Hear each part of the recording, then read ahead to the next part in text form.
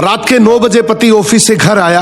पत्नी ने आते ही उससे लड़ना शुरू कर दिया क्योंकि वो उसे पसंद नहीं करती थी। पति बोला मुझे खाना तो दे दो, बहुत भूख लगी है। पत्नी बोली खुद जाकर खा लो, मुझे तो नींद आ रही है। पति चुपचाप सुनता रहा और पत्नी पूरी रात उससे झगड़ती रही। जब सुबह हुई तो पति बोला मुझे नाश्ता तो दे दो।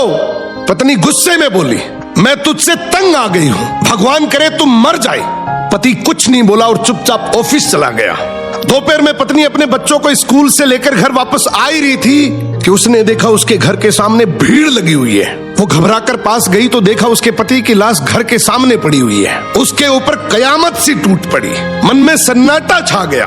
लोग आपस में बात कर रहे थे कि कार से उसका एक्सीडेंट हुआ है। पत्नी जोर जोर से चीखने लगी और चिल्लाने लगी कि संजय उठ जाओ, अब मैं तुमसे कभी नहीं लड़ूंगी, तुम्हें कभी कुछ नहीं कहूंगी, मुझे कुछ नहीं चाहिए। उठो संजू, तुम्हें भूख लगी थी ना, चलो मैं खाना देती हूँ, मुझे छोड़कर मत जाओ, उठ जाओ। लेकिन संजय कैसे उठता, उसे तो उसकी बद्दुआओं ने मार दिया था। संजय के जाने के बाद पत्नी को दुनिया का असली रंग नजर आने लगा। रिश्ते बदलते दिखने लगे। उसके अपने उससे मुंह मोड़ने लगे।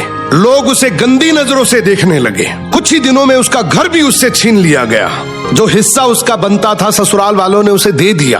पति के मरने के बाद पत्नी को एहसास हुआ पति जैसा भी हो, चाहे पसंद का हो या नापसंद का, लेकिन वो औरत के सर का ताज होता है। अगर इस बात से सहमत हो तो कमेंट में यस टाइप करना। क्या बात।